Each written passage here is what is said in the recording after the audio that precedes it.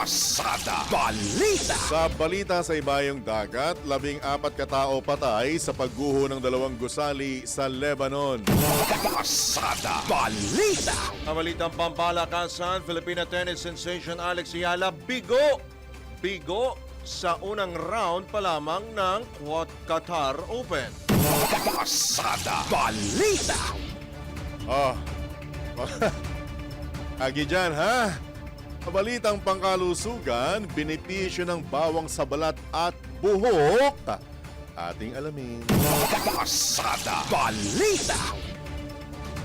Ay, mga pasawat. Samantala, sa showbiz, Vice ganda nagbabala laban sa scammer na gumagamit sa kanyang pangalan at videos. Tambalang John Ibanez at Drew Nasino. Pasada Balita. Isa pong malamig na umaga, Luzon, Visayas, Mindanao, Mega Manila sa buong bansa sa buong mundo ngayong araw po na ito ng Martes na. Ngayon po ay Pebrero at 10 noong 2026. Kayo pa rin po'y nakatutok, nakikinig, nanonood sa pamagitan ng impilang may todong lakas DWIZ 882 Aliw Channel 23 at sa ating pong social media via DWIZ 882 sa Facebook at sa YouTube para po sa ating live streaming. At kami po ang inyong mga magiging tagapagatid balita, Drew Nasino, Johnny Ibanez. Pasada Balita. Sa oras na 4 na sandali makalipas po ang ika-6 na ng malamig na morning. Detalye nga po ng mga balita. Inaproba na ng Senado ang Resolution number 256 na naghahayag ng pagkondena sa mga pahayag o banat ng Chinese Embassy sa mga opisyal at institusyon ng Pilipinas. Walang tumutol sa pag-adapt ng Senado sa naturang resolusyon pero idineklara itong subject to style para sa pagsasaayos ng salita, format at presentation. So this is a number of the statements that we have now introduced as amendments subject to style, Mr. President. All right. Thank you. Majority Leader. Yes, Mr. President. Thank you, Mr. President. Yes, Mr. President, with that period, close the period of amendments. Any objection? Hearing none, period of amendments closed. With that, Mr. President, I move to approve or adopt proposed Senate Resolution number 256. I so move.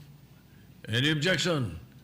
Hearing none, PS Resolution 256 is hereby adopted. Thank you very much. Lalim po ng naturang resolusyon, hinihikayat ng Senado ang Department of Foreign Affairs na gumawa ng hakbang sa mga nangging pahayag ng embahada na sinasabing labag sa pamantayan ng diplomasya.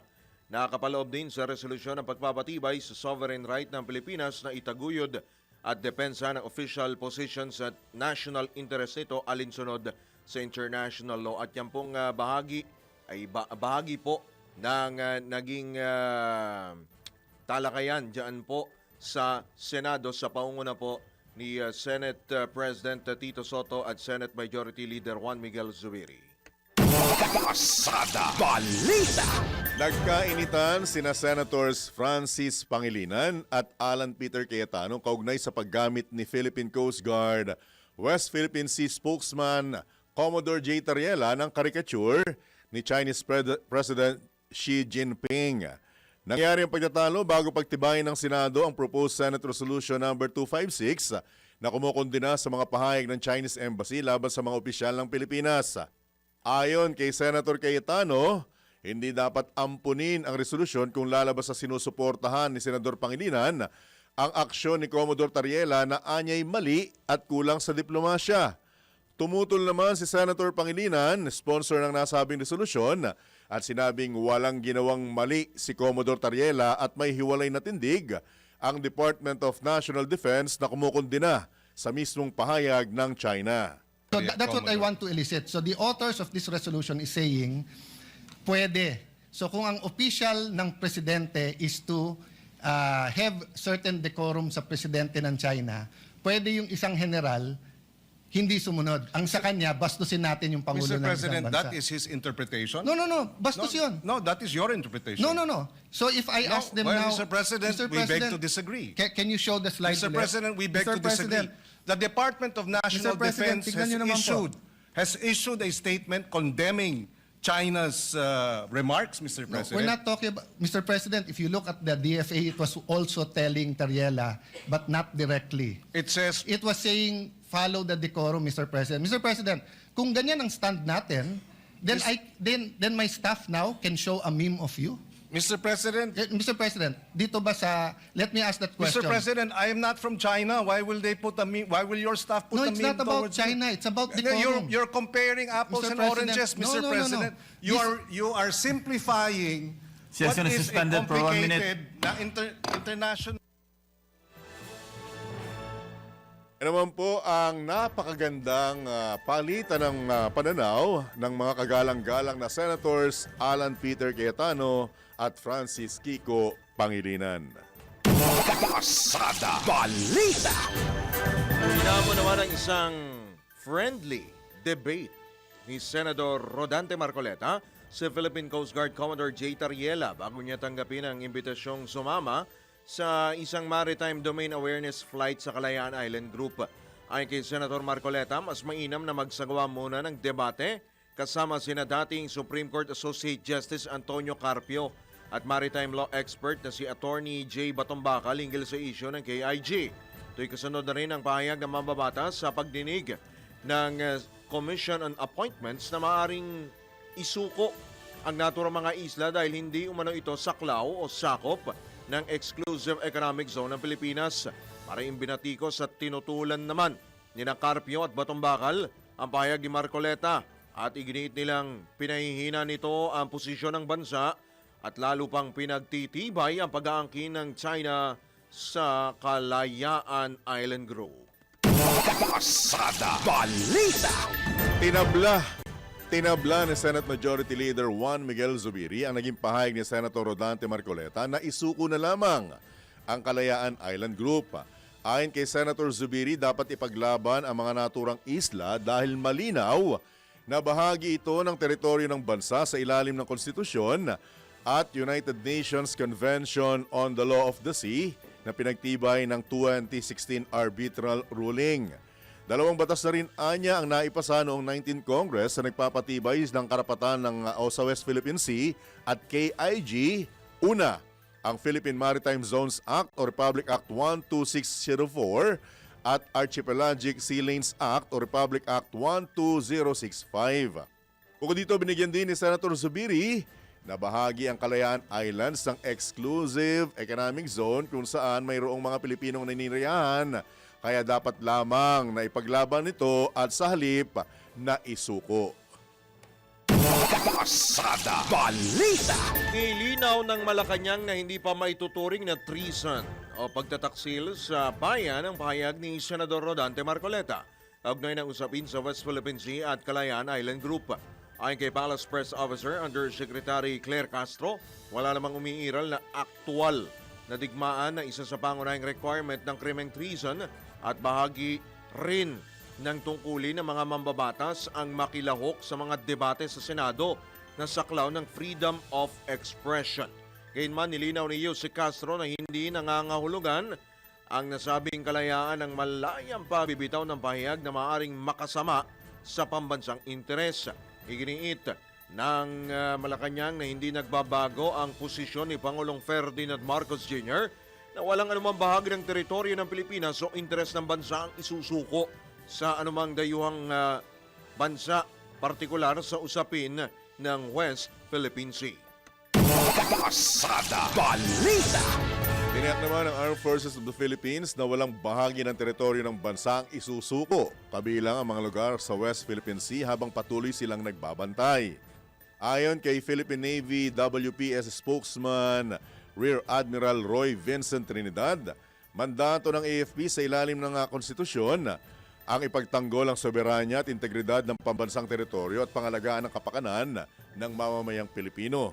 Malinaw anya sa saligang batas ang saklaw ng teritoryong ipinagtatanggol ng AFP na kinabibilangan ng Bajo de Masinloc at Kalayaan Island Group. Naglabas ang pahayag ang opisyal matapos imungkahi ng ilang grupo ang pagsuko sa KIG na binubuo ng 7 isla at 2 reefs dahil sa sinasabing nasa labas ito ng 200 nautical miles exclusive economic zone ng Pilipinas. Kabilang sa mga islang ito ang Pagasa Island na nasa 280 nautical miles hilagang kanluran ng Puerto Princesa, Palawan at nagsisilbing sentro ng pamahalaan ng Bayan ng Kalayaan. Pasada Balita.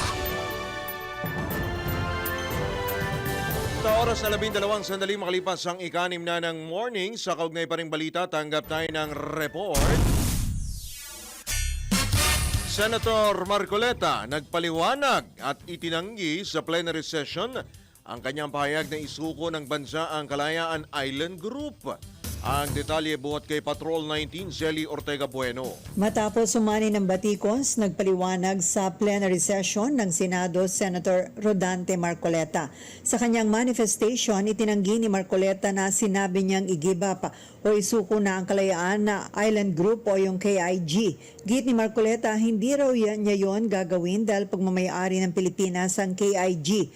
Nagkaroon niya ng maling intindi sa kanyang sinabi dahil may mga sumausaw. Tinukoy niya sina dating Supreme Court Associate Justice Antonio Carpio at UP Professor J. Batumbakal. Para daw tuloy siyang nagluto ng simpleng ulam, naging chop suey na at marami ang naglagay ng seasoning dahil maraming nakialama.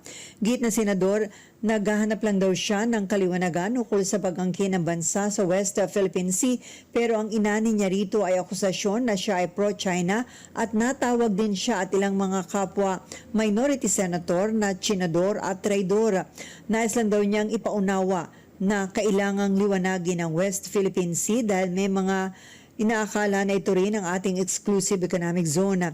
Ayon kay Marcoleta, nagulat siya sa pagdinig ng commission on appointment dahil hindi daw alam ng mga kaharap nilang opisyal ng Armed Forces of the Philippines na nasa labas ng EEZ o Exclusive Economic Zone ang KIG. Gusto rin daw niyang ipaliwanag na pag-aari ng bansa ang KIG pero hindi ang karagatan nito.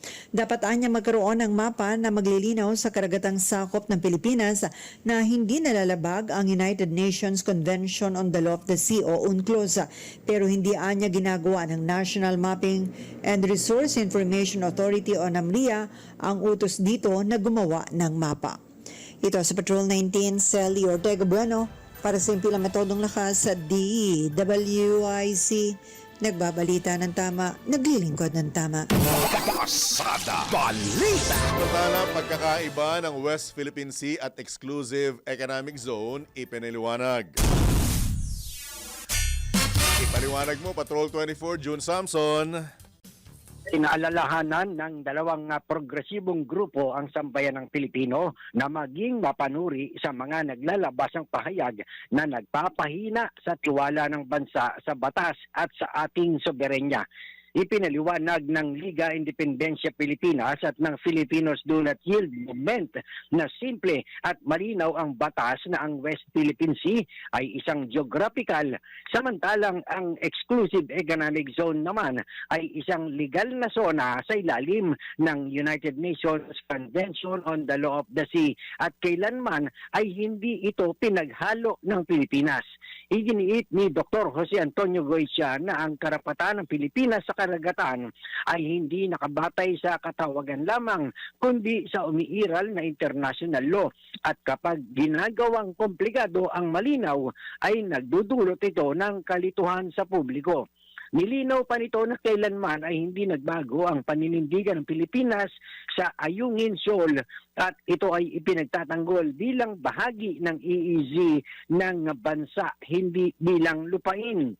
Sa ilalim anya ng UNCLOS ay may ganap na karapatan ang Pilipinas na magpatupad ng batas, ipagtanggol ang likas yaman at panatilihin ang presensya nito sa loob ng EEZ at ito anya ay pinagtibay ng arbitral ruling noong 2016. Patrol 24, June Samson. Para sa impilang may todong sa DWIC, nagbabalita ng tama, naglilingkod ng tama. Kapag may bagong balita, naka-on air, agad-agad, DWIC Patrol Report. Sa oras na 17 sandali makalipas ang ika-6 na ng morning, sa iba pang detalye ng mga may init na balita, aprobahan na ng House Committee on Justice ang resolusyong ibasura ang dalawang impeachment complaints laban kay Pangulong Ferdinand Marcos Jr. sa botong 39-4 at 0 abstain, pinagtibay ang naunang resolusyon ng House Committee on Justice na ideklarang insufficient in substance ang mga naturang reklamo. Bunsod nito, formal lang isusumite ng komite sa plenaryo ng Kamara ang resulta sa kabuong pagdinig. Una nang nilinaw ni Batangas Representative Jervil Luistro, chairperson ng Justice Panel, na maaaring magbago ang desisyon ng mababang kapulungan sakaling makitaan ng bigat ang mga reklamo. Agad namang ibabalik ng plenaryo ang impeachment complaints sa Justice Committee sakaling makabuo ng 1/3 votes mula sa isasagawang botohan ng higit 300 miyembro ng mababang kapulungan ng Kongreso. Pasada Balita. Inirefer na sa House Committee on Rules ang binuong Committee Report number 111 na isinumite ng House Committee on Justice kaugnay sa impeachment complaints laban kay Pangulong Ferdinand Marcos Jr. Nilalaman ng ulat ang findings, conclusions at recommendations ng Justice Committee hinggil sa pagdinig ng dalawa o sa dalawang reklamo. Iniutos si House Deputy Speaker David Suarez sa House Committee on Rules na isama sa order of business ang committee report ng Justice Committee.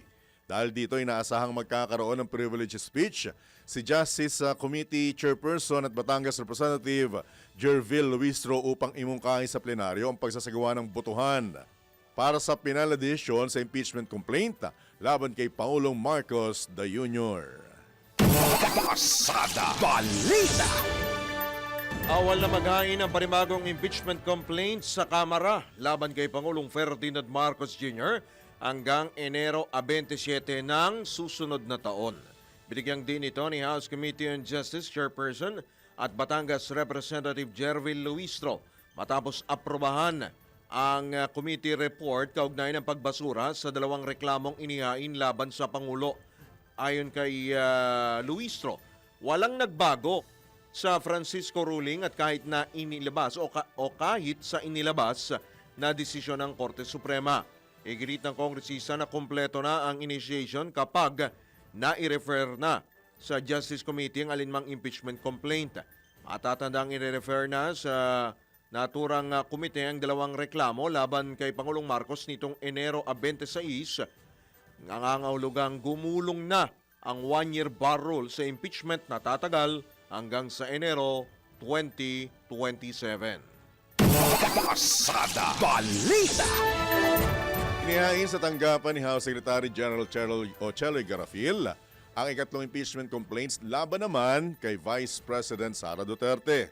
Inihain ito ng mga religious group na inendorso naman ni House Deputy Minority Leader at mamamayang Liberal Party List Representative Laila De Lima. Ayon kay Attorney Amando Vergil Ligutan, si Attorney Amando Vergil Ligutan naman ang nagsilbing legal counsel ng mga complainant kabilang na sina Reverend Fathers Joel Sabalya, Joselito Sarabia, Edelberto Baculi at Rogelio del Rosario. Kabilang sa tinukoy na grounds for impeachment laban sa pangalawang Pangulo ang culpable violation of the Constitution, betrayal of public trust, plunder at malversation, bribery, graft and corruption at iba pang krimen. Ay naman kay Congresswoman De Lima, pumayag siya na mag-endorso sa mga complainant dahil may bigat ang mga ebidensyang pinagbatayan sa reklamo laban kay VP Sara. Matatandaan ang kongresista rin ang endorser ng ikalawang impeachment complaint kasama si Akbayan Party List Representative Percy Sendanya na ihahin naman ng mga complainant mula sa Tindig, Pilipinas. Pasada Balita. Tiwala at handa naman ang mga complainants sa ikatlong impeachment complaint laban kay Vice President Sara Duterte dahil matibay nila ang grounds na pinagbatayan upang panagutin ito. Ayon kay Attorney Amando Vergil Ligutan, legal counsel ng mga petitioner, hindi hadlang kung hindi mapapaharap ang mga sinasabing bogus recipients na tulad ni Mary Grace Piatos sa sandaling umusad na ang impeachment proceedings. Kumbiyansa si Ligutan na sapat ang mga dokumento at testimonya na naipresenta sa mga nagdaang pagdinig, kabilang na mga pahayag ng mga tauhan mula sa Commission on Audit. nakapaloob sa impeachment complaint laban kay VP Sara ang mga alegasyong betrayal of public trust, kaugnay ng questionableng paggamit ng confidential funds, culpable violations of the Constitution, graft and corruption, bribery at iba pang uri ng krimen. Pasada Balita. Sa detalye ng iba pang headlines, sinibak sa pwesto ang buong Regional Mobile Force Battalion 14B ng Police Regional Office Bangsamoro na binubuo ng mahigit 70 opisyal matapos ang inihinalang kaso ng hazing sa mahigit 100 recruit nito. Ayon kay PNP spokesman Brigadier General Randolph Tuanyo, nangyari ang insidente ng hinihinalang hazing sa headquarters ng nasabing unit noong nakarang linggo kung saan bukod sa duckwalk at paggulong sa lupa, hinampas din ng kahoy ang mga recruit. Ayon kay Brigadier General Tuanyo, nakilala rin ang mga hindi bababa sa 12 police non-commissioned officers bilang mga pangunahing suspect sa naturang krimen o kaso. Dagdag pa ng general, pinalitan na rin ng mga kasapi ng Regional Mobile Force Battalion 4A o 14A ang mga sinibak na pulis. Pasada Balita. Madalang pinasana ng sakdal sa Sandigan Bayan, 4th Division, si dating Senador Ramon Bong Revilla Jr. kasama ang dalawang kapwa niya akusado sa kasong graft kaugnay ng 92.8 million peso flood control project sa Pandibulacan. Tumanggi magbigay ng plea ang dating Senador bunso ng kasalukuyang motion na inihain ng kanyang kampo, ang motion to quash information na nakatenga sa korte. Dahil dito, ang anti-graft court mismo ang nagpasok ng not guilty plea para kay Revilla. Ayon kay Attorney Francesca Senya, tagapagsalita ni Revilla, may karapatan ng kanilang kliyente na magbigay ng plea kaya't ang korte na mismo ang nagpasok ng not guilty plea upang magpatuloy ang pag-usad ng kaso. Samantala, kapwa nagpasok ng not guilty plea sina dating DPWH Engineer RJ Dumasig at Finance Section Chief Juanito Mendoza sa parehong kasong graft na may kaugnayan sa flood control scandal. Nakatakda naman ang preliminary conference sa Pebrero 13 habang itinakda ang pre-trial ng mga akusado sa 19. So, allowed po yan under the rules of court. No? You can enter a plea of guilty, not guilty, or you can just refuse to enter a plea. Hindi yan bawal, and in fact, pwede yan, kaya ginawa yan, nagawa ni former Senator Paul Revilla. Kapag ganun po ang ginawa na nag-refuse ka to enter the plea, the court will just enter a plea of not guilty, no? Which was what was done dito. No? Bakit? So, tinatanong nyo bakit, no? Kasi, nag-file nga kami ng motion to quash information. So, ano yung sabihin nyo nun? Kini-question yung legality o validity ng information. So, allowed po yan under the rules of court. No? You can enter.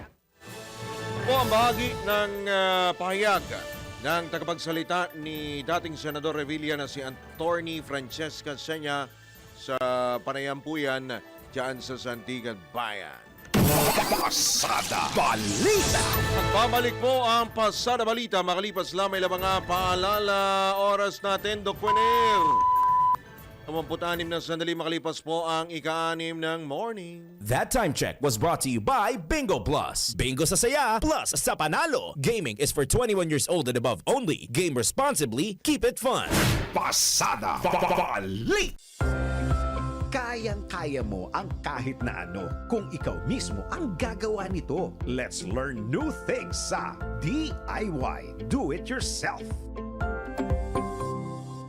Napapadalas na ang mga nagtatrending na road rage incidents sa social media. Ayon sa Land Transportation Office, ang pangunahing dahilan nito ay ang matinding traffic na sinabayan pa ng pagod at gutom. Kaya narito ang mga dapat mong tandaan habang ikaw ay bumabiyahe sa daan. Una, paghandaan ng biyahe papunta ka man o pauwi. Dapat maglaan ka ng sapat na oras kung gusto mong makaiwas sa traffic o rush hour. Ikalawa, ang sarili ay ikalma. Kung ikaw ay may problema, isantabi mo muna ito. Subukan mo ring makinig sa relaxing music habang ikaw ay nagmamaneho. Ikatlo, maging mapagbigay sa daan. Hindi porkit ikaw ang nauna, agad ka nang makakapunta sa iyong paroroonan. Ikaapat, maging magalang at disenteng driver. Iwasang bumusina ng bumusina at huwag umasta na parang ikaw ang hari ng kalsada. At ikalima, palaging magbaon ng mahabang pasensya. Tandaan na makipag-usap ka rin ng maayos kung sakaling magkaproblema. Gets mo ba? Sige nga, do it yourself!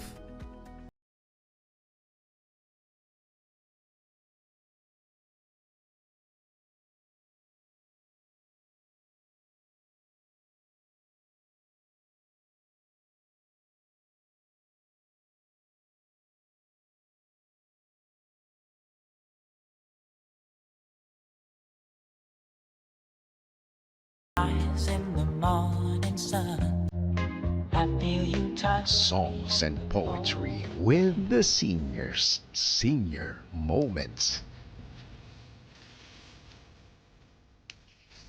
Sundays, 12:30 p.m. sa DWIZ. DWIZ News FM Regional and Aliw Channel 23.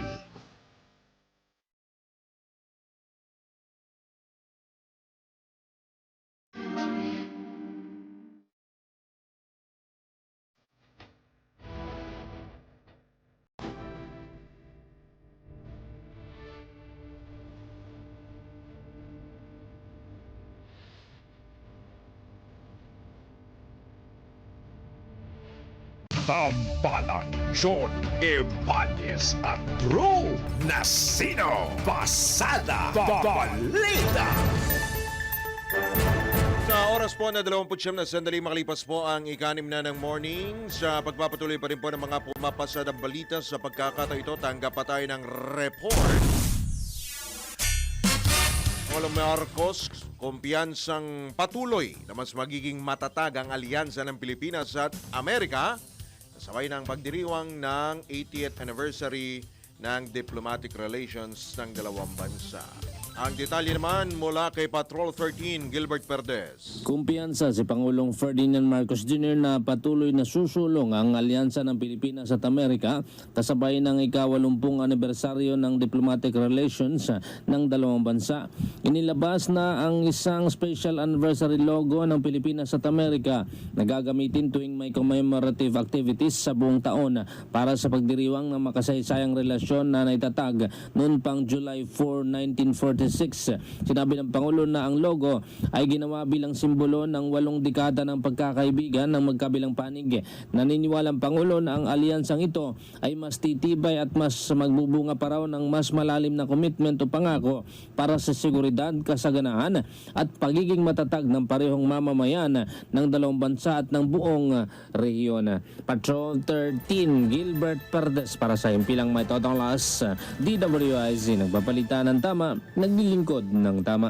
Kapag may bagong balita, naka-on air, agad-agad, DWIZ Patrol Report.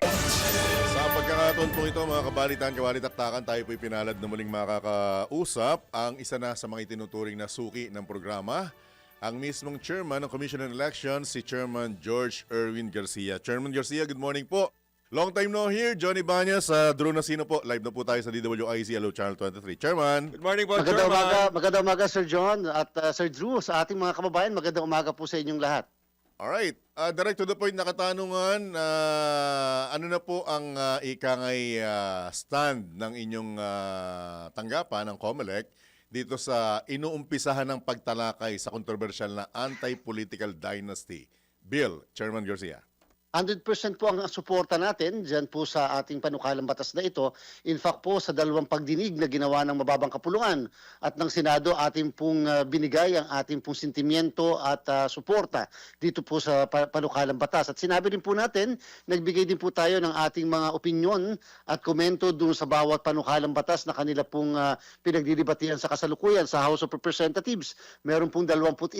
At dyan naman po sa at mataas na kapulungan sa Senado ay 6 ang panukalang batas patungkol sa anti-political dynasty. Ang sabi po natin ay hindi po pwedeng basta maipasayan nang wala ring pagbabago sa ibang probisyon ng ating mga umiiral na batas tulad po ng election code.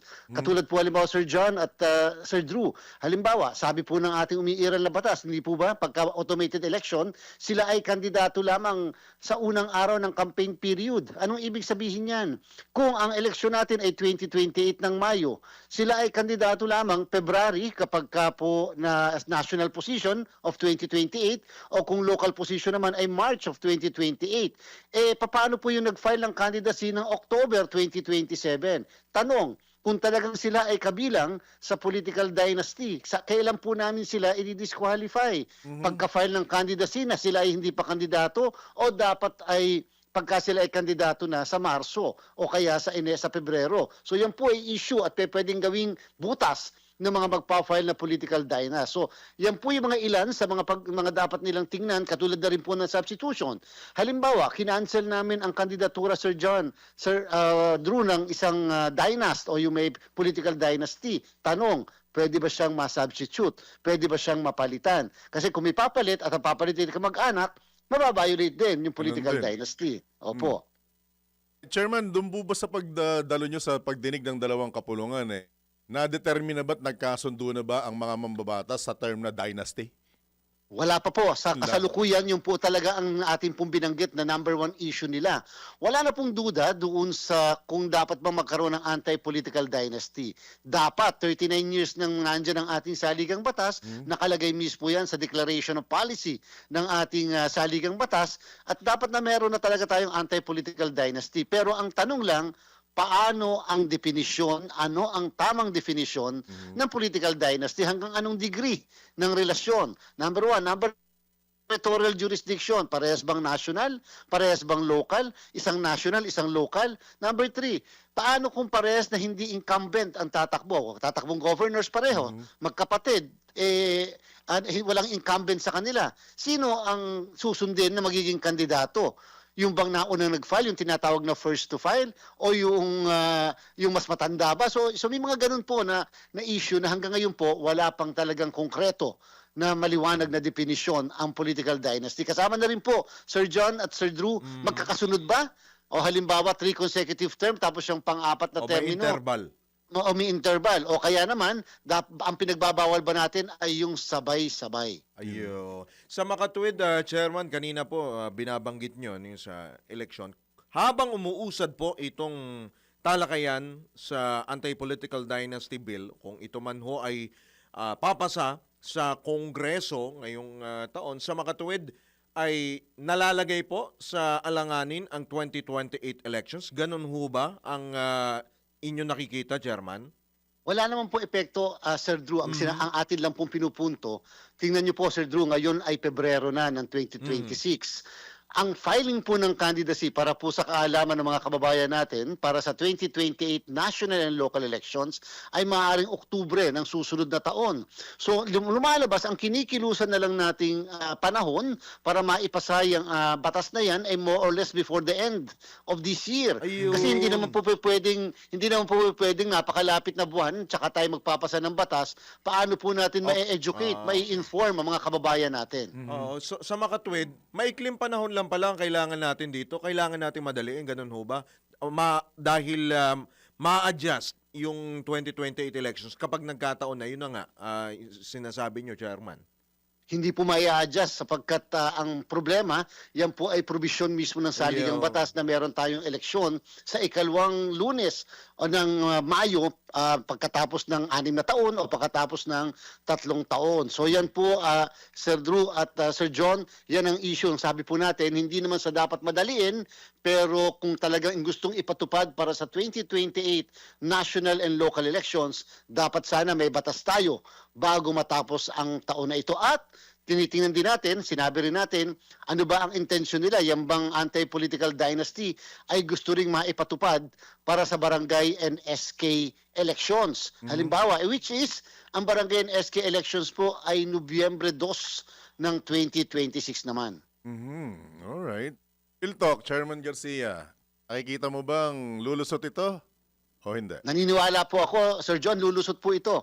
Alam nyo, ito yung kauna-unang pagkakataon na ang presidente ng Pilipinas, ang Senate President, ang Speaker of the House sumusuporta diyan sa panukalang batas na yan. At in fact po, number 1 priority po yan sa tinatawag nating LEDAC, Legislative Executive Development Advisory Council. Naniniwala ako sa pagkakaroon ng pagdinig na ito mga Hulyo hanggang Agosto ng taon ito, pwede magkaroon tayo ng batas patungkol sa political dynasty. Alam niyo po, dyan sa Sangguniang Kabataan, meron po tayong anti-political dynasty.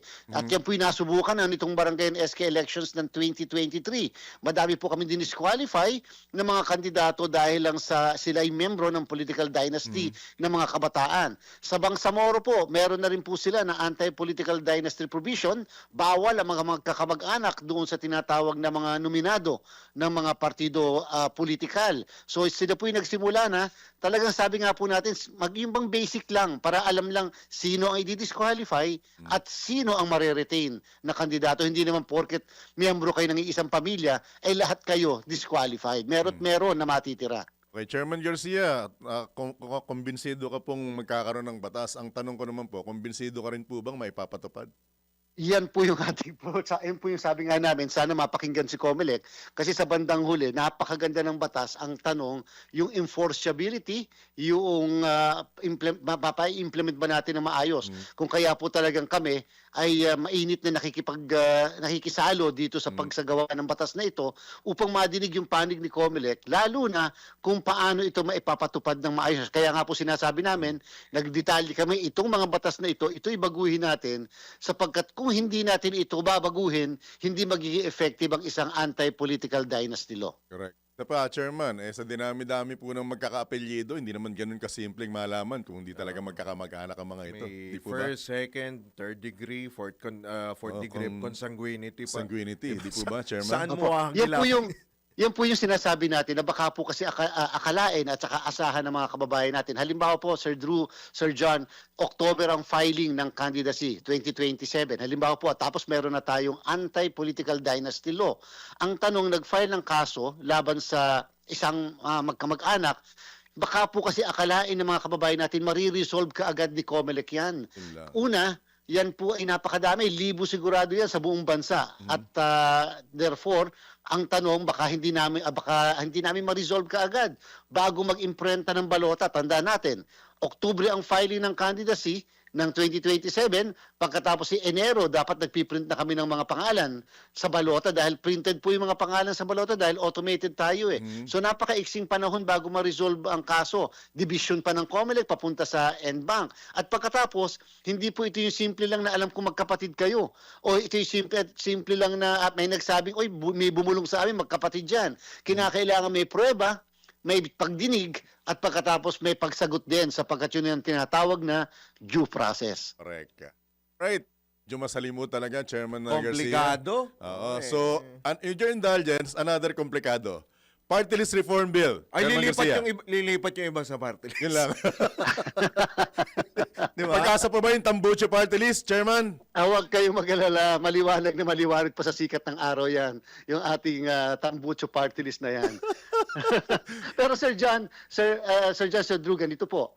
Tayo rin po ay nagpadala sa ating pong Kongreso ng ating proposed draft ng revised yung ating party list law. Sabi natin, dapat na talagang baguhin yan. At yung pong sinususog natin ay hopefully magkaroon talaga ng aktwal at tunay na representasyon ang marginalized at underrepresented. Abot ba sa 2028, Chairman?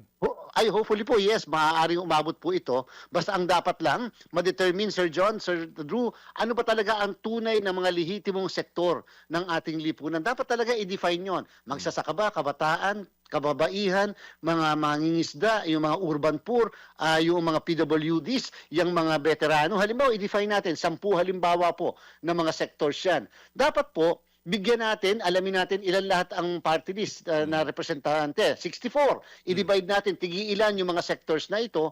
Therefore, pag nag-accredit kami ng mga organisasyon, naka-classify sila base sa sektor.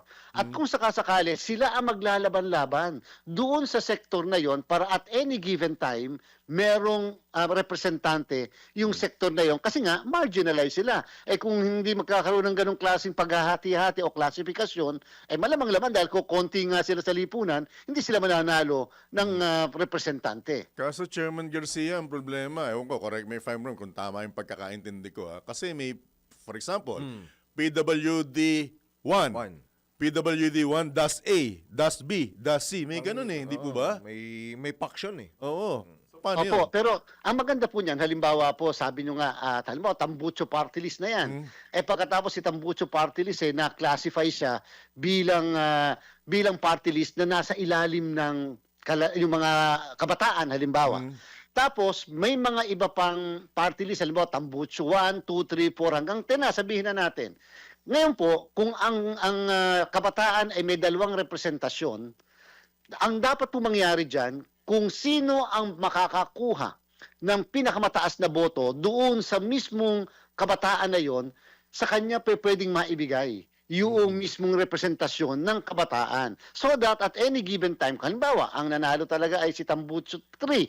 Si Tambucho 3 ngayon ang mabibigyan ng 2 seats. Therefore, siya ang magre-representa ng kabataan doon sa ating Kongreso. Oh, so lilimitahan din sa mga politiko to dapat. Kasi 'di ba, 'yun ang ginagawa. Naging training ground Nagiging yun. ano eh. Fallback yan ng Pag mga... nawala sila doon sa district, Oo. lilipat sila sa party list. Pag nawala sila sa isang posisyon, pagkatapos na kaya yung termino. yung asawa, yung Party anak, list sila kaagad. party list, 'di ba?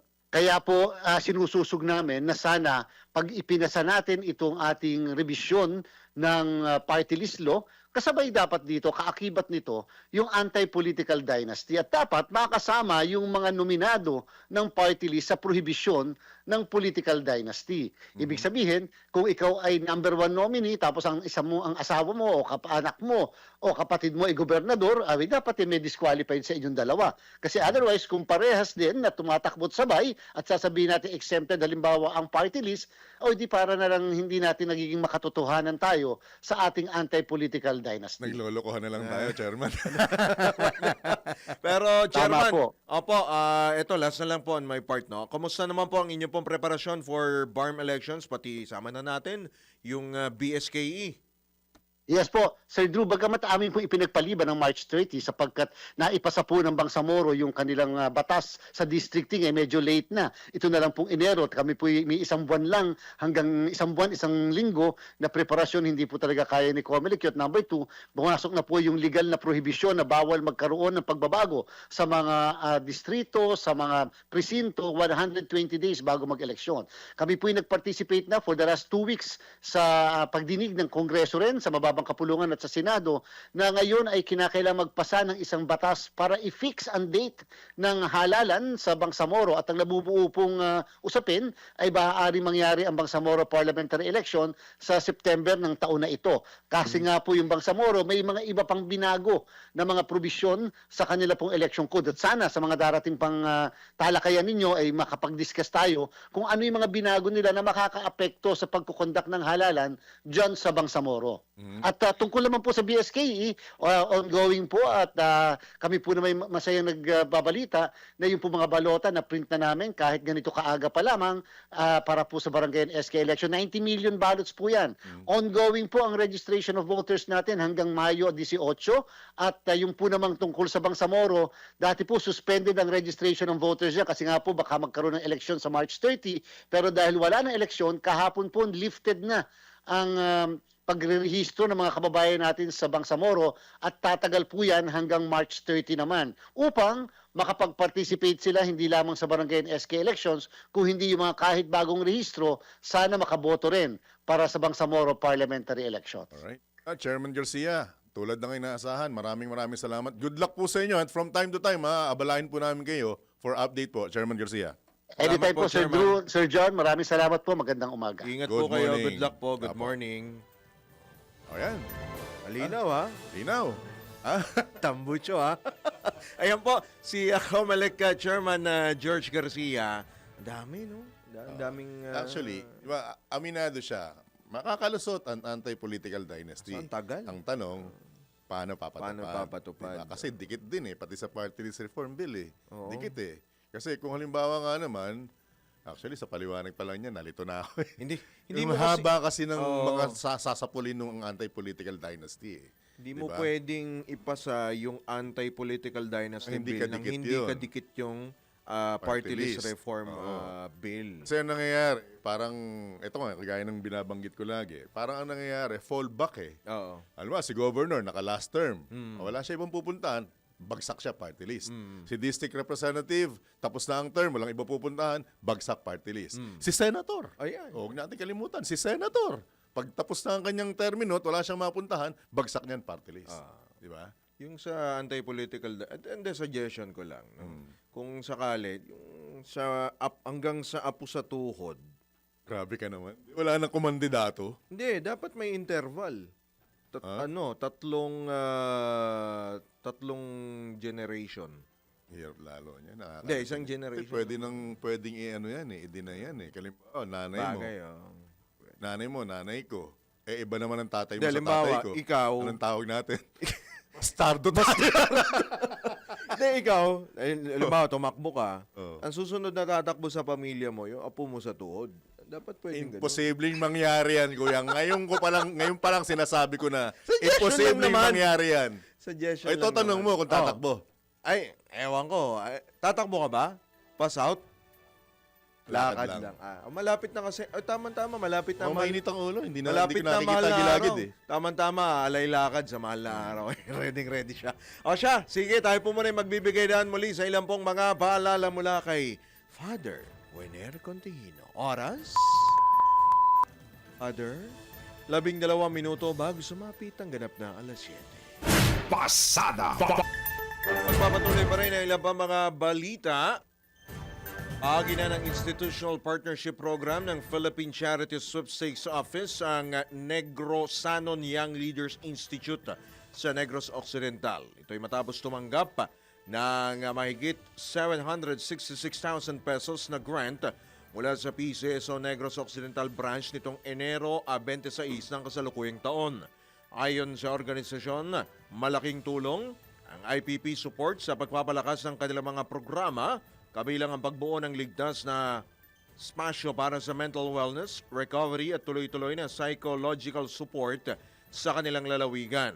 Sa Kasalukuyan, nagseserbisyo ang NYLI sa mahigit 260 kliyente, kabilang ang mga nakaligtas sa pang-aabuso, kapabayaan, exploitation o pagsamantala at karahasan.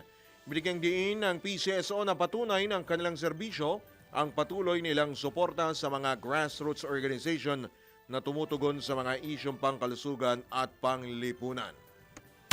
Pasada Balita. Higit pang pinalakas ang Bureau of Customs sa mga reforma sa mabuting pamamahala ngayong taon sa pamamagitan ng programang Integrity, Accountability, and Modernization.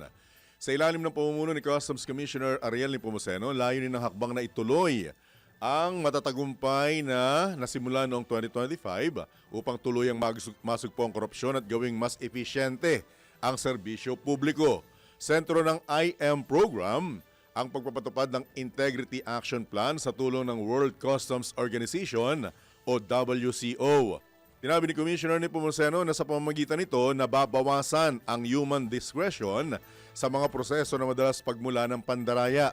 Ilan sa mga mahalagang hakbang na ipinatupad ng BOC ang Revised Code of Conduct at ang mas mahigpit na disclosure of a conflict of interest rules sa ilalim ng Memorandum Number 39-2025 kung saan mahigpit na ipinagbabawal ang anumang business transaction o koneksyon sa mga broker sa customs. Pasada Balita. Talatang pa tayo ng report. Susunod na hakbang kaugnay ng impeachment complaint laban kay Pangulong Marcos, ipinaubaya na ng palasyo sa Kamara. Ang detalye, nagbabalik si Patrol 13 Gilbert Verdes. Ipinaubaya ng Malacanang sa House of Representatives ang susunod na hakbang kaugnay ng impeachment complaint laban kay Pangulong Ferdinand Marcos Jr. matapos itong ibasura ng House Committee on Justice. Itong tugon ng palasyo sa posibilidad na muling mabuhay ang reklamo sakaling suportahan ito ng hindi bababa sa 1/3 ng mga miyembro ng Kamara. Ayon kay Palace Press Officer Undersecretary Claire Castro, hindi saklaw ng Pangulo ang anumang resolusyon o magiging pasya ng Kamara dahil mandato ito ng legislatura.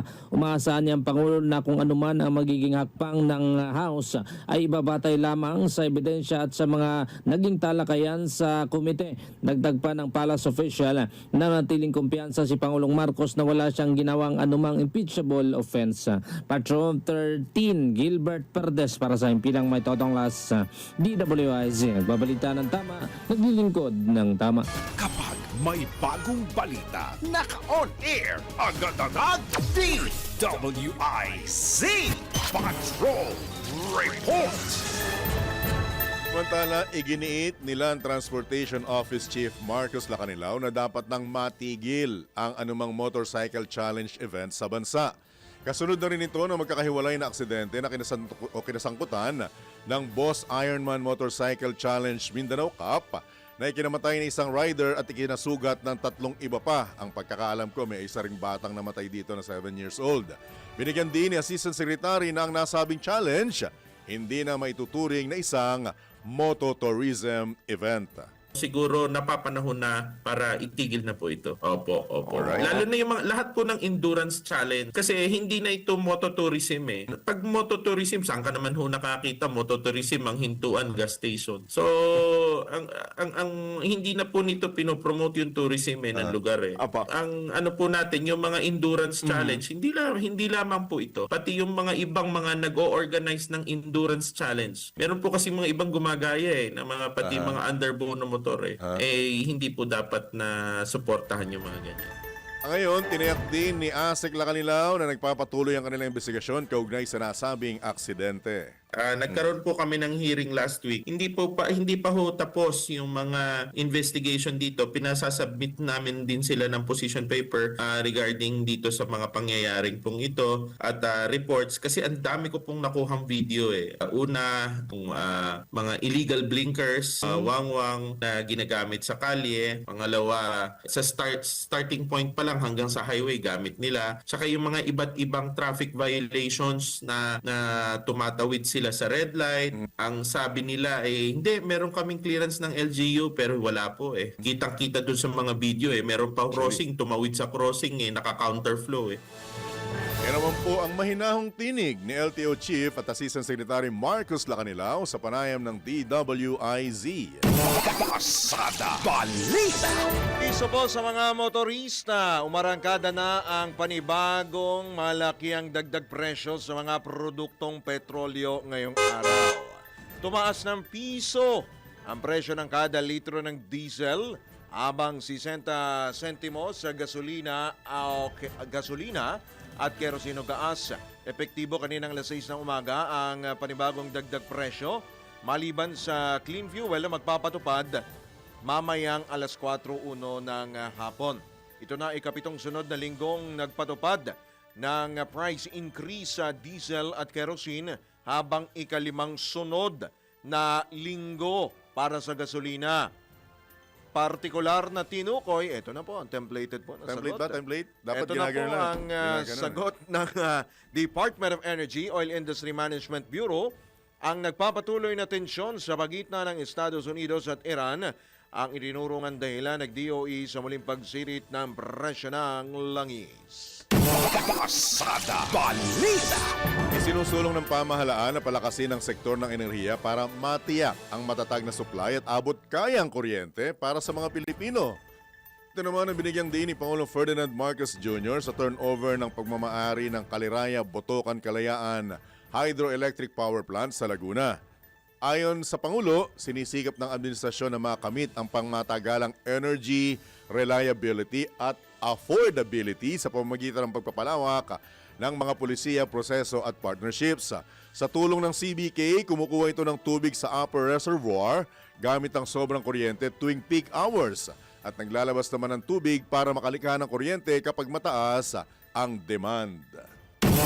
Pasada Balita. Speaking of power, inaasang tataas na naman ang singil ng Meralco ngayong buwan. Manong Joe. Ayon kay Meralco spokesman Manong Joe Saldariaga, bagamat hindi pa natatanggap ang final billing mula sa kanilang mga supplier, nagpapakita ang kanilang mga paunang indikasyon ng upward pressure sa ilang pass-through charges.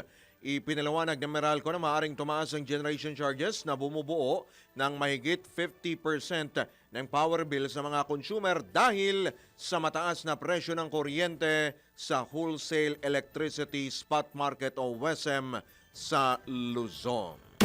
Pasada Balita. Abay lamang po para po sa munting paalala mula po sa ating ama ng impila ng chairman po ng Ali Broadcasting Corporation na si Boss D. Edgar A. Cabang. Tambalang John Ibanez at Drew Nasino. Ibalikan na po natin ang ulo ng mga mainit na balita. Pasada Balita. Alawabang senador muling nagkainitan sa isyu ng Kalayaan Island Group. Pasada Balita. Pagbasura sa impeachment complaint laban kay Pangulong Marcos, pinagtibay ng House Committee on Justice. Kapalaran ng reklamo ipinaubaya na sa plenaryo. Pasada Balita. Ikatlong impeachment complaint laban kay VP Sara inihain na rin sa Kamara. Pasada Balita. Isang buong police unit sa BARM sinibak dahil sa hinihinalang hazing sa mga bagong recruit. Pasada Balita. Sa balitang pangkalakalan, Philippine Chamber of Commerce and Industry tiwalang lalago ang manufacturing sector ngayong taon. Pasada Balita. Sa balita sa ibayang dagat, 14 katao patay sa pagguho ng 2 gusali sa Lebanon. Pasada Balita. Balitang pampalakasan, Filipina tennis sensation Alex Ayala ligwak sa unang round ng Qatar Open. Pasada Balita. Sa balitang pangkalusugan, benepisyo ng bawang sa balat at buhok, ating alamin. Pasada Balita. Sa showbiz, Vice Ganda nagbabalalaban sa scammer na gumagamit ng kanyang pangalan at video. Tambalang John Ibanez at Drew Nasino. Pasada Balita.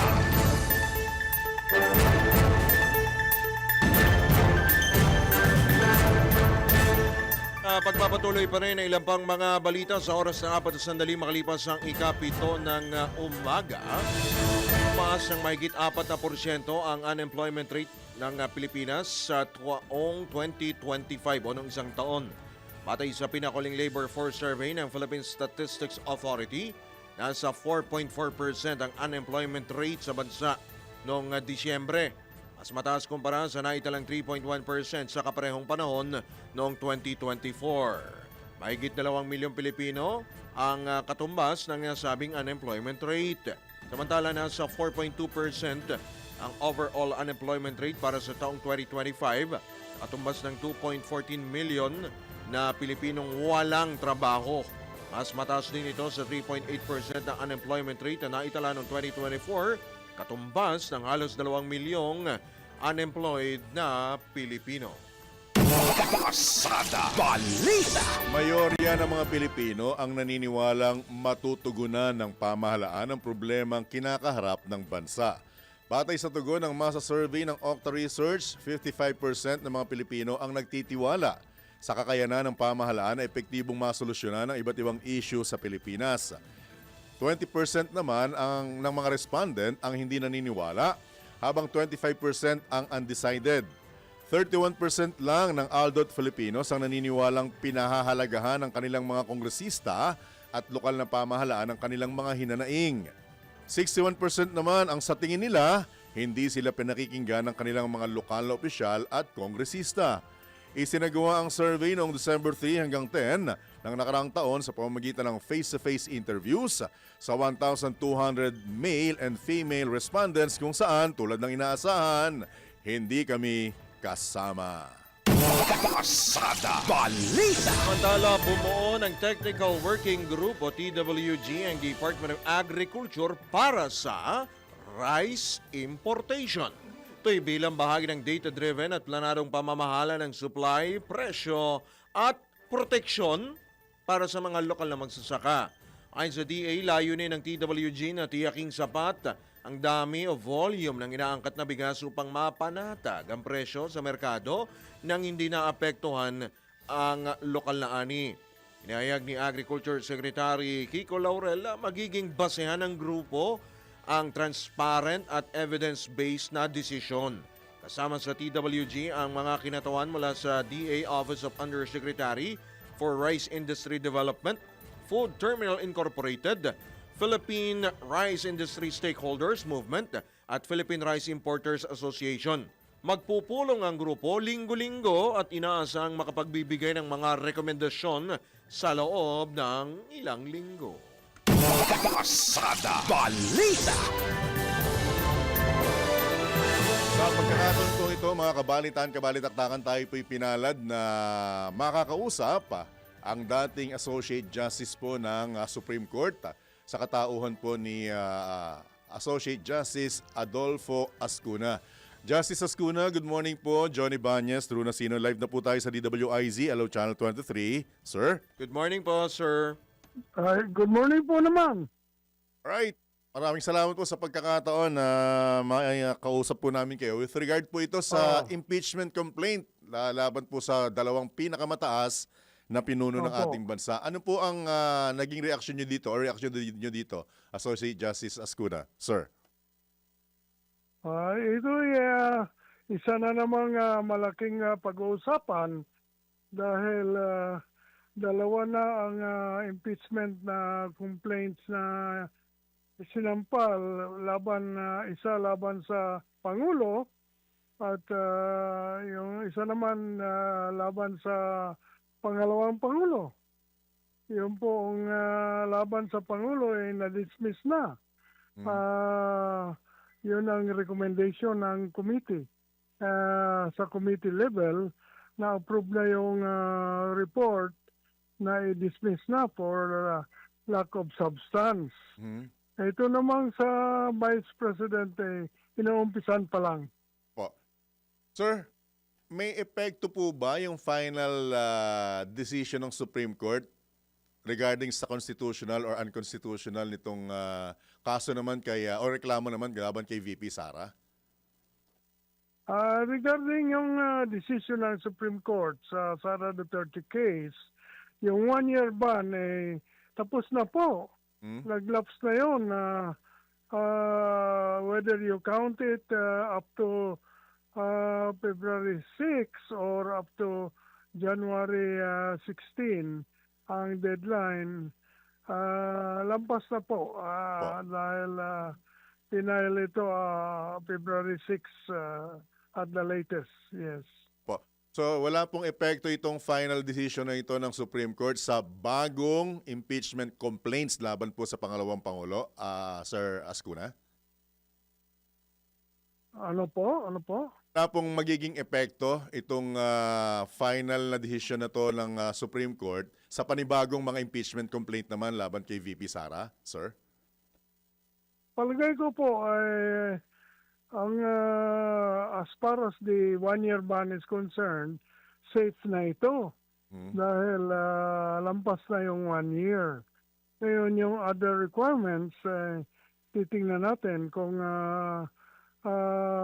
applicable ba ito, yung mga due process na yan.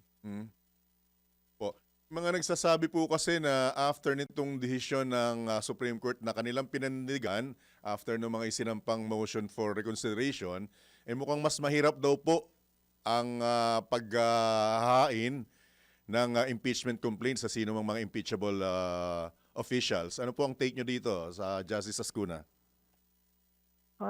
Hindi naman siguro sa tingin ko masyadong mas mahirap. Yung pinaka importante, yung pagbilang ng araw ng session days na ginawang calendar days during which Congress is in session. Yun ang bantayan nila na within those deadline may igawa yung referral sa committee. Opo. Justice Ascuna, tama ho ba dito ho sa finality ng desisyon, pinanindigan po ng Korte Suprema yung kanila pong desisyong ideklarang unconstitutional nga itong impeachment laban po kay VP Sara. Tama ho ba nagkaroon ng dalawang paraan? There are two ways to initiate impeachment proceedings. Tama ho ba yung ganun pong interpretasyon, Justice Ascuna? Nagkaroon po ng dalawang panibago po. Panibagong paraan kung paano mag-start yung 1-year period.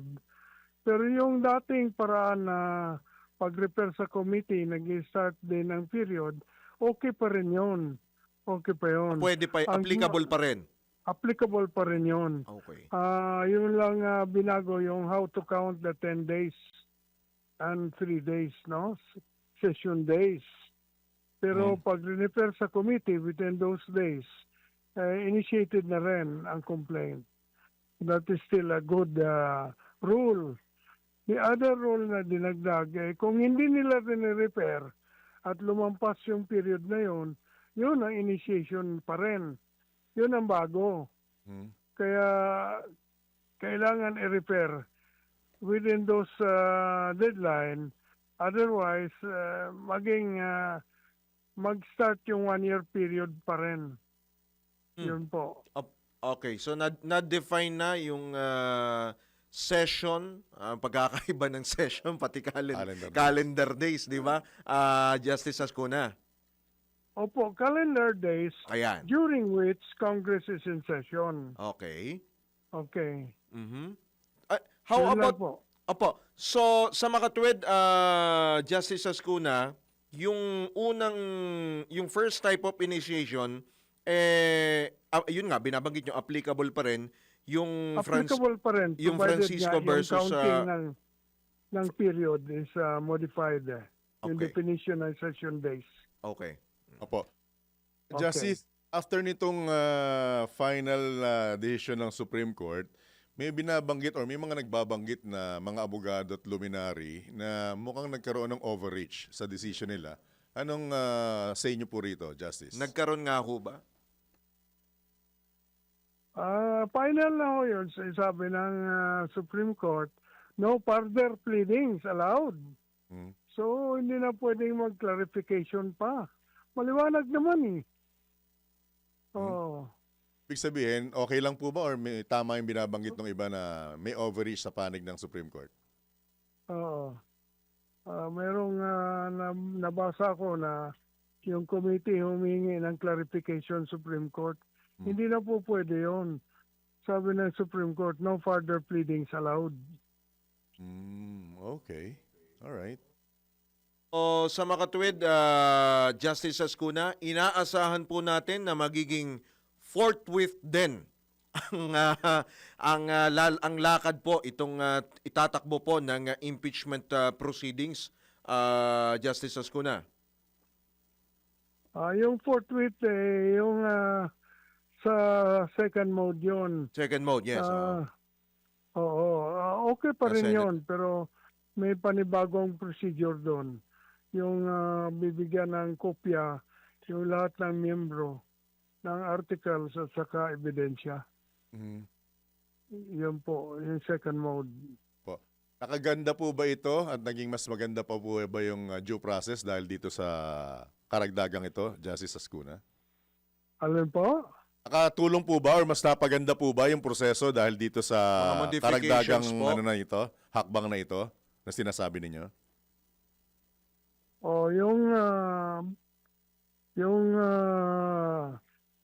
Hindi natin siguro kailangan pag-usapan yan dahil palagay ko hindi lang gagamitin yung second mode. Ganun? Palagay ko ang procedure na sundin ng Kamara ay yung first mode, refer sa committee. Oo, so wala na yung forthwith na yun. Ay, ganun? Wala na pala. Alright. Oo. Okay. Opo, Iba Justice Ascuna, dahil inaasa this week, no? This week yata, ano yung impeachment laban kay VP Sara. Baka meron ho kayong mga karagdagang pampayo sa mga mambabatas po natin, lalo po yung mga nandiyan po sa Kamara na tatalakay po sa impeachment complaint laban po kay VP Sara. Justice. Anong tanong mo? Baka meron ho kayong mga karagdagang payo sa ating po mga mambabatas, lalo po dyan sa House Justice Panel na tatalakay po sa mga impeachment complaints. Meron pa akong komentaryo? Opo. Baka may paalala lamang Paalala kayo lamang sa po, mga mambabatas Justice natin, Ascuna, sa Justice. mga mambabatas. Opo. Wala naman. Tingnan natin kung anong ginagawa nila. So far, wala pang masyadong pwedeng komentaryo except perhaps for the grounds. There's a third complaint that has been filed alleging yung practically the same grounds as the one that was alleged yung sa case that reached the Supreme Court. Oh. Right? Alright. Opo. Maraming salamat po, Justice Ascuna, sa inyo pong... Opo. Maraming salamat din Salamat po. Ingat po kayo, Good sir. morning, Justice. Thank you so much Thank po. you. Good morning God po. bless. Good morning. God bless. Thank you. Si retired Supreme Court Associate Justice Adolfo Ascuna ang inyo pong napakinggan. Pasada Balita. Komplikado, no? Biruin mo, wala na daw yung ano? Actually, hindi ako makabatin kasi iniisip kong maigi kung ano yung binabanggit ng Supreme Court. Dahil may tanong pa ako doon sa sinabing hindi na pwedeng mag-question ang mga congressmen tungkol doon sa decision. Di ba? Ang tanong ko, may overreach ba o wala? Di ba? Anyway, di yata tayo narinig ng maigi ni Justice. Pero abangan ho natin ang susunod na Pero tama kabanata. rin naman yung sinasabi niya na hintayin muna natin yung galaw bago tayo magkomentaryo or magsalita tungkol doon sa proseso. May punto naman. Tama naman.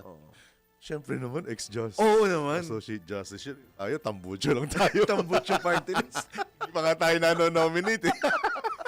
Ayun na. Ikaw na. Ito malapit sa sikmura ni Juan de la Cruz ito. Ano yan? Dahil kahapon, personal kong nakita ko yan. Malaki question ko eh. Yung?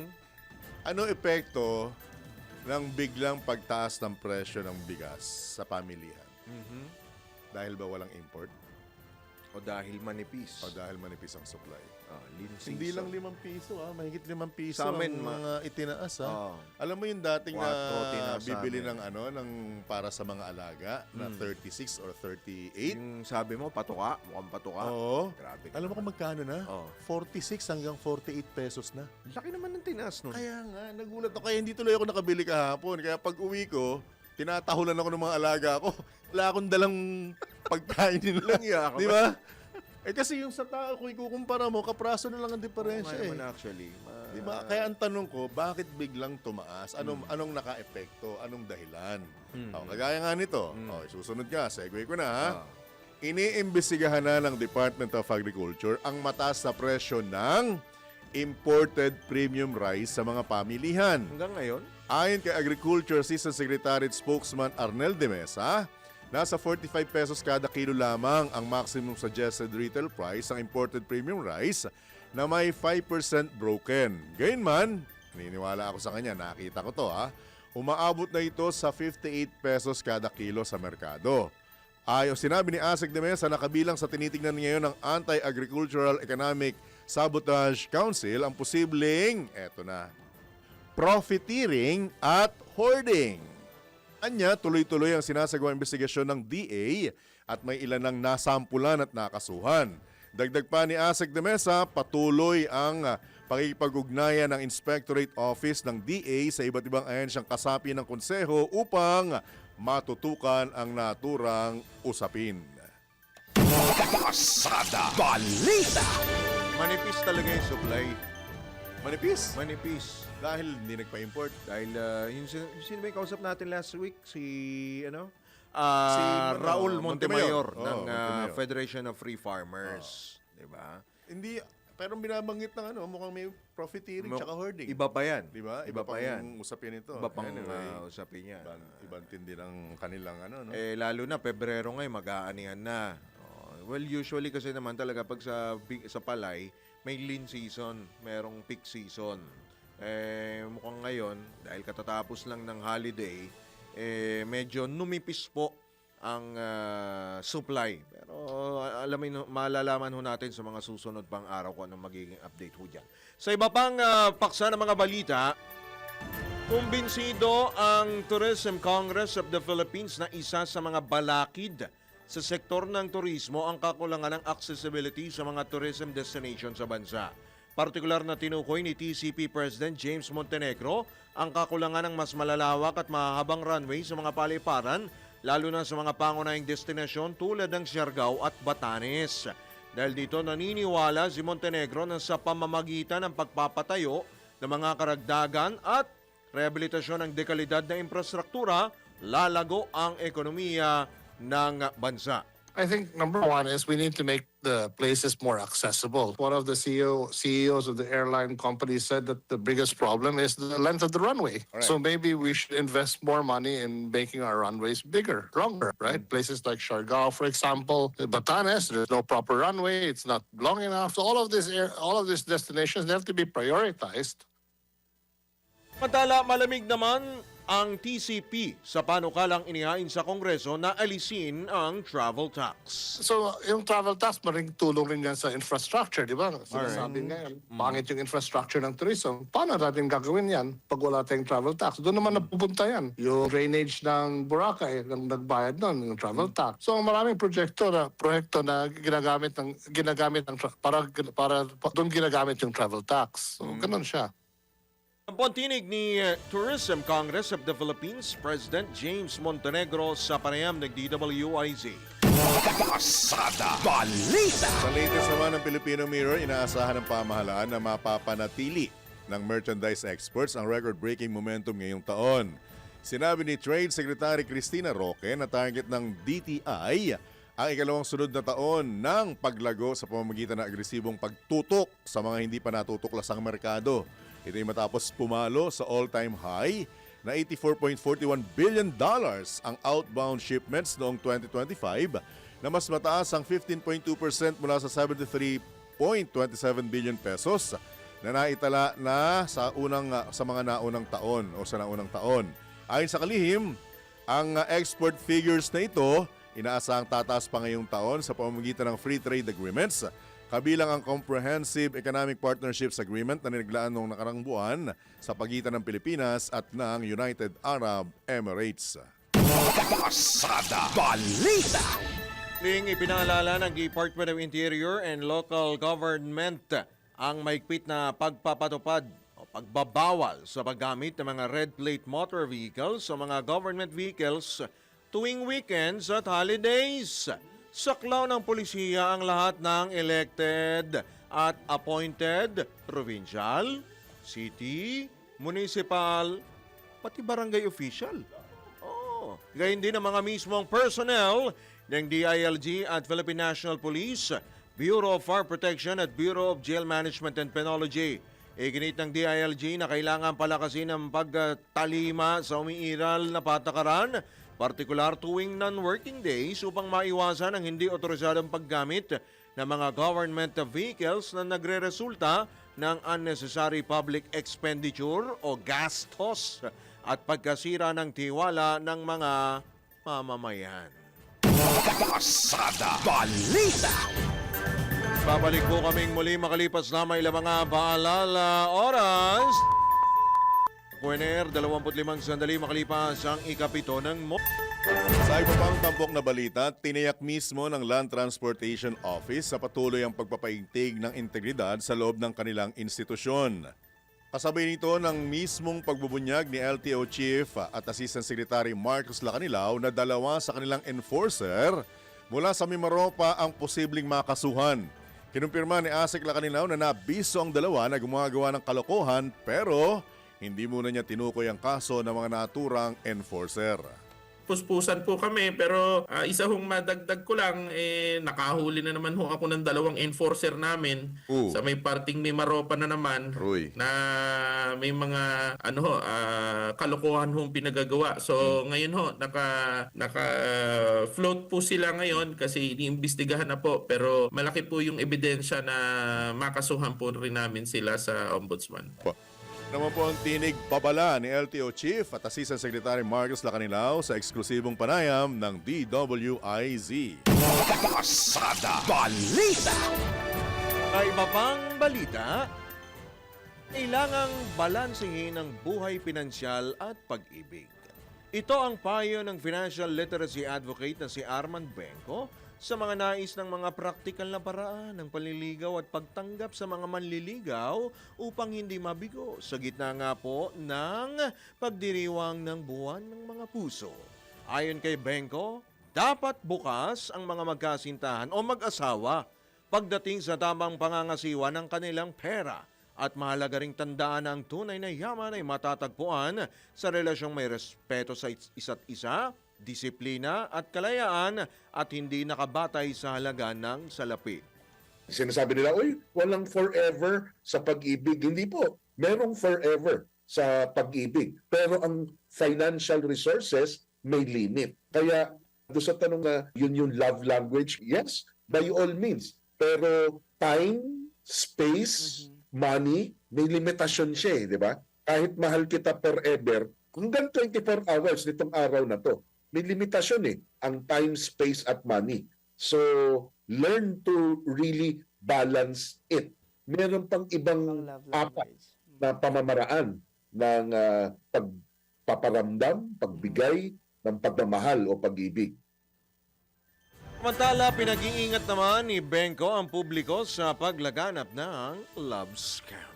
Kung paano doon sa physical world, ganun din yung paalala natin sa digital world. Lalo na yung nauuso digital love scams. Hindi lang naman ngayon yan na merong love scams. Noon din sa physical world, merong mga love scams. Yung manliligaw ka dahil huhut-hutan mo lang, gagamitin mo yung vulnerability ng isang individual para makapanghuthot, makapangloko. Ganun din ang babala natin or sagot sa digital love scams as if nangyayari siya noon pa sa physical world natin. Ang pag-ibig, kailangan ng tiwala. Pag ang pera naman, kailangan mo ng verification. Yan po ang payo, tinig ng financial literacy advocate na si Arman Benko sa panayam ng DWIZ. Pasada Balita! Question, Kuyang Drew.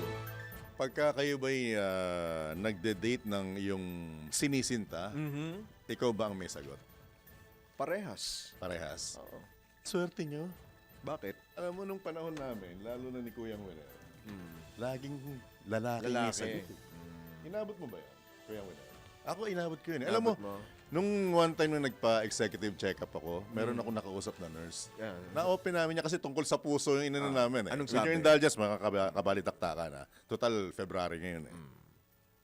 Ngayon daw, pagka magde-date ang magnobyo at magnobya, kung sino nag-aya, yun ang taya. Yun ang taya. Oo.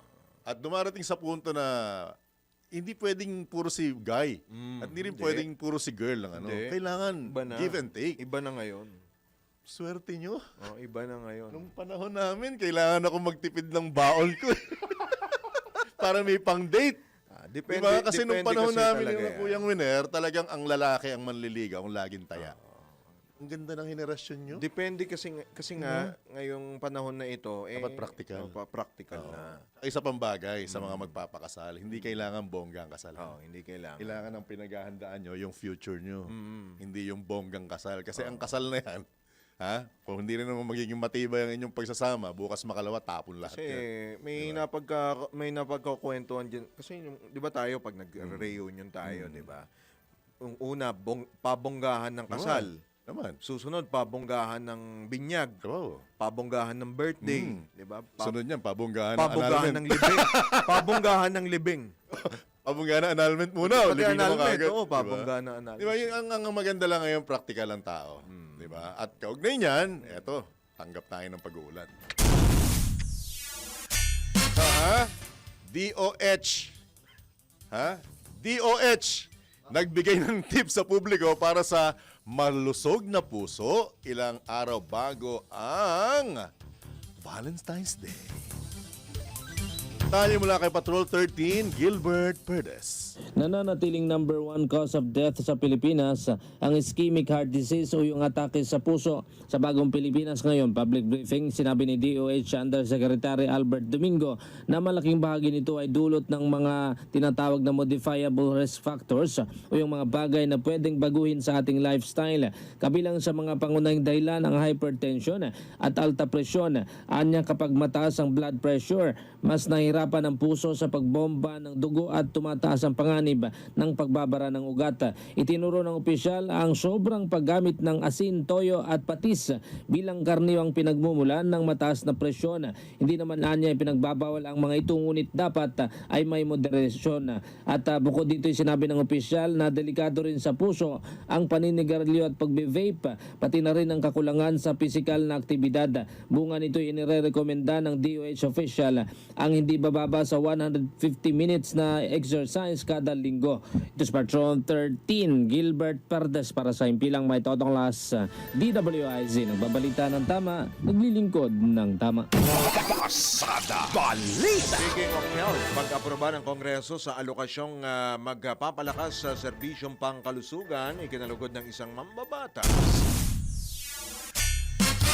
Dahil ihati di Patrol 30 Jelly Mendez. Pinuri ni House Minority Leader Marcelino Libanan ang paglalaan ng pondo ng Kongreso upang mapalakas ang serbisyong pangkalusugan sa bansa. Kasabay ng pagdiriwang ng National Cancer Awareness Month, inaprubahan na ng Kongreso ang alokasyon para sa Cancer Assistance Fund at Cancer Control Program na aabot sa 2.5 billion pesos.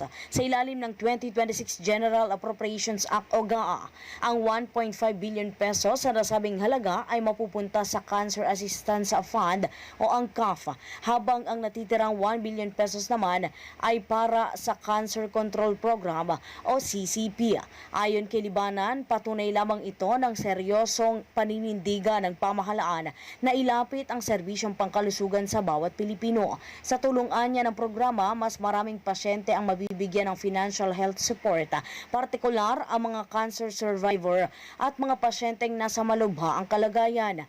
Kabilang sa maaaring ma-access ng mga Pilipino ang cancer screening, maagang diagnosis, agarang gamutan at laboratory services. Itinuturing ni Libanan na lifeline ng mga cancer patients ang naturang programa na magbibigay ng early detection, faster treatment at better care, partikular sa mga pasyenteng walang kakayahang matugunan ang kanilang pangangailangan. Batay sa datos ng Philippine Statistics Authority o PSA, pangalawa ang kanser sa nangungunang sakit sa Pilipinas, kung saan ay sa 100,000 populasyon, 76 ang namamatay kada araw, habang 184 naman na kaso ang na-diagnosed.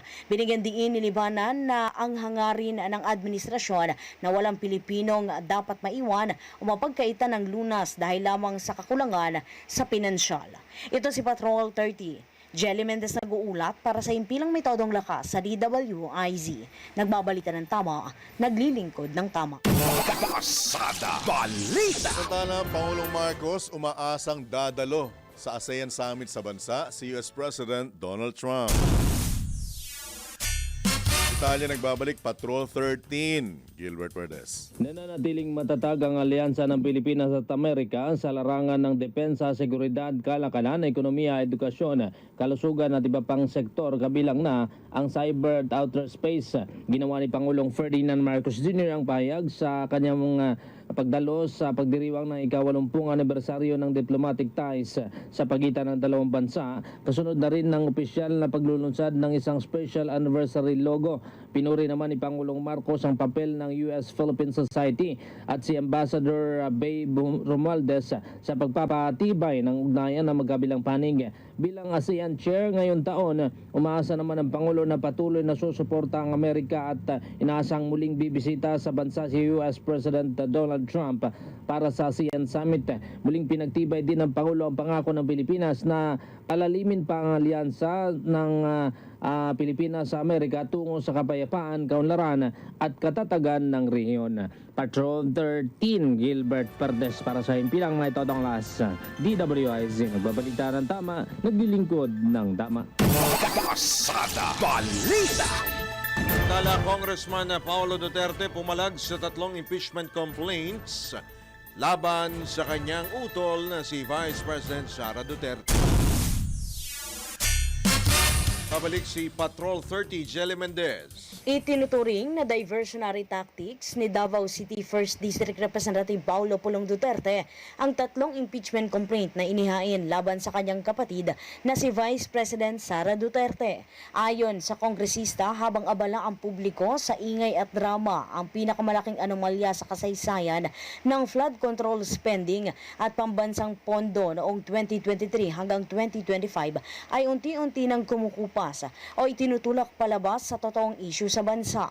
Binanggit ni Duterte ang mga nakalipas na buwan kung kailan abala ang bansa sa paghahanap ng kasagutan at kaliwat ka ng investigasyon hinggil sa flood control scandal gaya ng Independent Commission for Infrastructure o ICI at Senate Blue Ribbon Committee. Para kay Representative Duterte, nagmistulang bula na nawala. Tahimik, walang paliwanag at walang resolusyon ang usapin sa trillion peso flood control anomaly. Kaduda-duda para kay Duterte ang impeachment sa Kamara at ingay sa pagitan ng Senado at Chinese Embassy ukol sa usapin ng West Philippine Sea. Iginiit ni Duterte na malinaw na hindi ito nagkataon kundi isang diversion para pagtakpan at sadyang ibaon sa limot ang umano'y korupsyon sa gobyerno kung saan ay nabigong panagutin ang mga kurakot. Binigyan diin ni Duterte na karapatan ng taong bayan na makamit ang pananagutan. Dagdag pa ng Davao Sulon, posible umanong patigilin ang usapan pero hindi nito kayang burahin ang katotohanan. Ito si Patrol 30. Jelly Mendez nag-uulat para sa Impinang Metodong Lakas sa DWIZ. Nagbabalita ng tama, naglilingkod ng tama. Kapag may bagong balita, naka-on air, agad-agad, DWIZ Patrol Report!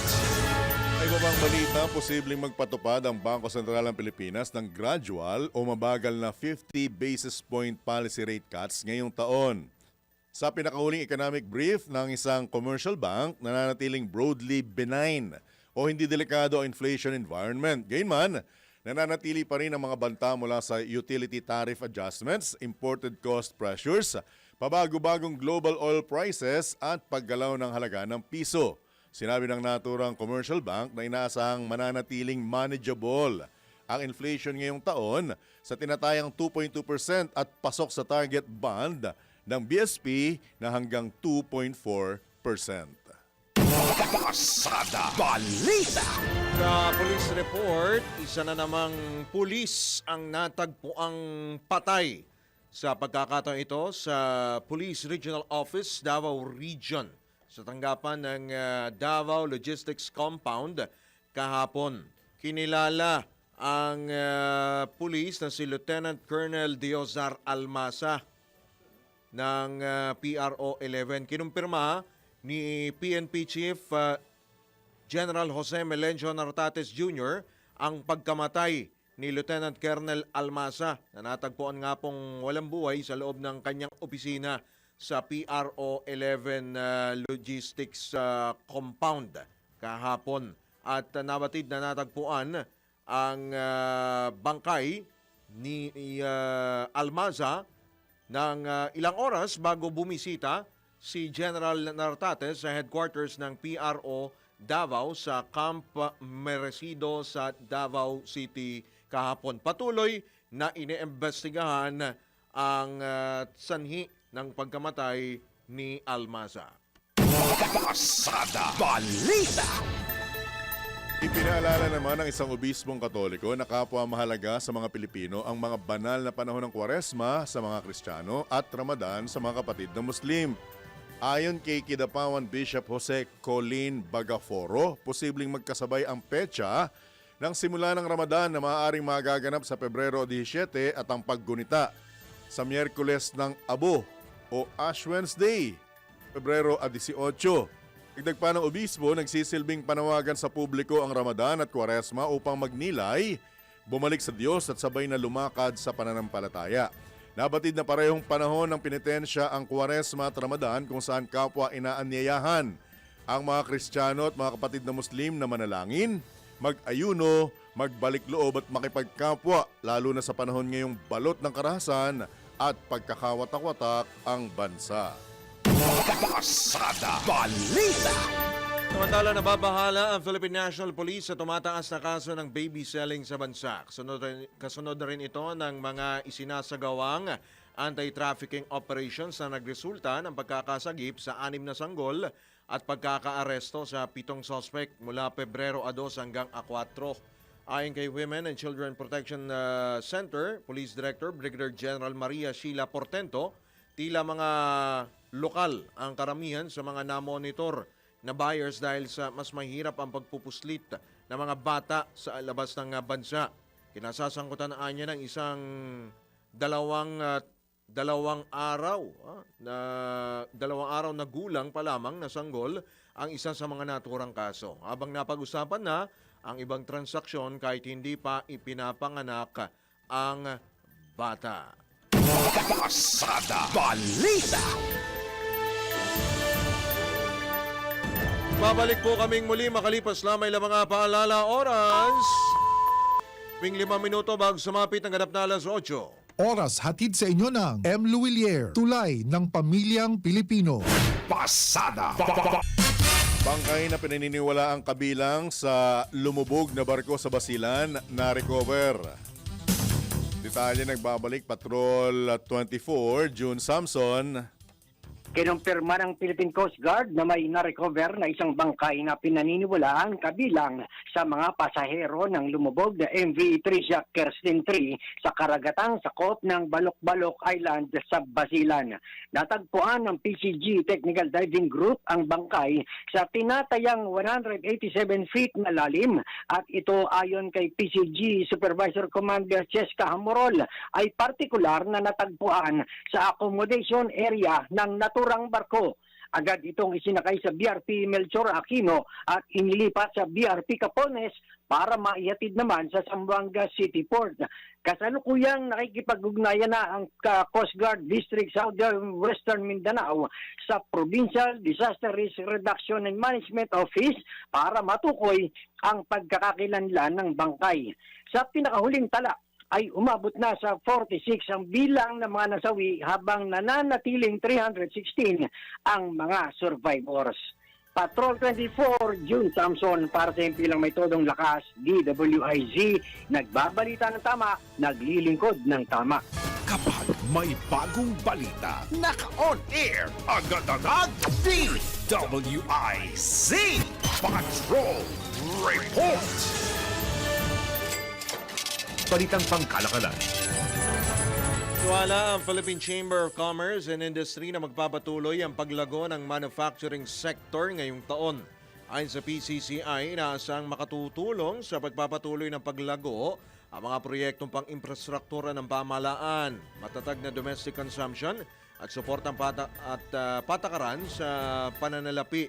Batayan nila sa pinakauling ulat ng Philippine Statistics Authority, tumaas ng 1% ang manufacturing output ng bansa nitong Disyembre.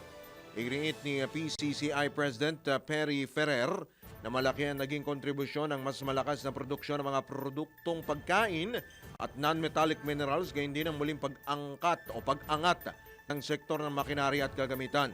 Kinilala rin ng grupo ang suporta ng Bangko Sentral ng Pilipinas matapos nitong ibaba ang interest rates noong Disyembre ng nakaraang taon. Pasada Balita. Mga balitang dapat alam mo kahit sa labas ng bansa. DWIZ Balita sa ibang bansa. Tinatayang nasa 14 kataong namatay nang gumuho ang dalawang magkatabing gusali sa Tripoli, Lebanon. Ayon kay Civil Defense Director General Imad Creiz, 14 na bangkay ang na-recover ng rescue team habang 8 katao naman ang nasagip. Batay sa paunang ulat ng Civil Defense, tinatayang nasa 22 ang naninirahan sa nasabing mga gusali. Sa ngayon, hindi pa makumpirma ng Tripoli Municipal Council kung ilan pa ang nawawala. Pasada Balita. Sa mundo ng palakasan, ang latest malalaman sa DWIZ Sports News. Filipino tennis sensation Alex Yala bigo sa unang round pa lamang ng Qatar Open. Anyari, Terence Molabe. Good morning, Sir John, Sir Drew. Maagang nagtapos ang kampanya ni Filipina tennis sensation Alex Yala sa Qatar Open. Ito'y matapos siyang mabigo laban kay Teresa Valentova ng Czech Republic sa score na 7-6, 6-1. Sa unang set, naging dikitan ang laban at nagtie pa ang dalawa na kapwa sumungkit ng tig-6 na puntos bago tuluyang manaig ang Czech player. Pagpasok naman ng ikalawang round, nagpatuloy pa rin ang pagdomina ng mas batang si Valentova sa laro. Samantala, magugunita namang umangat sa bagong career high number 40 sa WTA ranking si Yala matapos ang kanyang pagsabak sa Abu Dhabi Open noong nakaraang linggo kung saan nakarating siya sa quarterfinals. Para sa Sports News, ako si Terence Molave, nagbabalita ng tama, naglilingkod ng tama. Pasada Balita. Balitang pangkalusugan. Ginagamit ng mga tao ang bawang bilang pampalasa sa pagluluto ng mga pagkain, lalo na syempre pagka ikay nagigisa. Siyempre, hindi mawawala yan. Oo, katambal niyan ang Sibuyas. sibuyas. Pero, alam nyo rin po ba na may mga benepisyong makukuha sa bawang sa pagpapaganda ng balat at Teka. Hmm. Ba't parang hindi, may, Naka- may pumukaw sa atensyon ko. diretso kayong tingin mo doon? Pass-out. Pasaw. Ayon sa mga eksperto, mayaman ang bawang sa antioxidants, vitamin C at sulfur na tumutulong sa pagpapaganda ng kutis at pagbabawas ng tighawat, pagpapakinis ng kutis pa rin at pagpapalakas ng immune system. Buong katawan ba? Oo. Mayroon din itong antibacterial at inflammatory properties laban sa infeksyon at pamamaga. Mabisa rin ang bawang para sa buhok. Yan. Dahil nakakapag-stimulate din ito ng sirkulasyon ng dugo sa init. Malamang to, anit ito na nagbibigay ng sapat na oxygen at nutrients sa mga follicles ng buhok. Nakatutulong din ang bawang sa pagtanggal ng balakubak, Yan. Okay. maiwasan ang pagka-kalbo, at ulitin ko? Hindi. At premature graying ng buhok. Yan pwede sa. Gayunman, paalala ng mga eksperto na mainam pa rin kumonsulta sa doktor bago gumamit ng bawang upang patuloy na maging ligtas ang kalusugan. Baka naman kasi ikaskas mo sa anit mo yung bawang. Hindi mo naman. Tumubo yung buhok, hindi buhok ang tumubo. Bawang! Hindi naman ng bawang. Kaya naman ginagamit ang bawang laban sa mga aswang. Oo. Kaya pala pinaniniwalaan dahil may mga sulfur pala ito. Ano yung sulfur? Asupre? Asupre. Hindi pala ng bawang, no? Ayun, sa mga manipis ang buhok, ha? Huwag magtanong kayo sa mga doktor. Baka mamaya kaskas kayo ng kaskas. Hindi Lalo buhok kapag ang tumubo. magtatag-init, di ba? Maraming nalalagas. Mainit. Sige na. Ito na. Hindi, ito maganda to kasi sa pampakaganda ng balas at pampakinit ng kutis. Hindi, ang tinatanong ko, buong katawan ba? Hindi lahat epektibo to. Maniwala ka sa akin. Hindi kailangan malinawan natin kung... Kasi may mga party tayo ng katawan na nakatago pero maitim pa rin.